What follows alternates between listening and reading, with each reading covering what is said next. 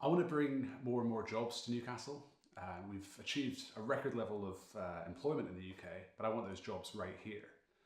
I love the fact that thousands of students and young people come to Newcastle for their first steps as adults, but I want to do everything I can to make sure they can stay. So by providing affordable housing and jobs they can be proud of. There's definitely a glass and litter problem in Jesmond. The first step is to recognise what causes it.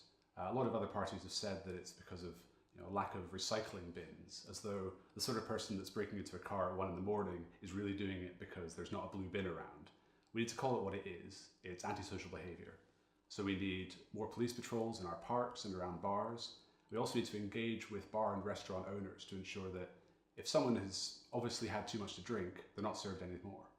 I don't see there being much of a distinction between students and locals. When we talk about issues like crime or public safety or cleanliness in our streets or the availability of jobs, the interests of students and the interests of locals are exactly the same. There definitely is a parking problem in Jesmond, particularly around about 5 o'clock each evening. What we need to do is radically overhaul the system of permits, both in Jesmond and across the city, to ensure that only people who actually live here and work here have access to a permit. We've got the ridiculous situation where, for example, a second-hand car business is being run from the pavement of Clayton Road, taking up valuable space on what should be a busy shopping street.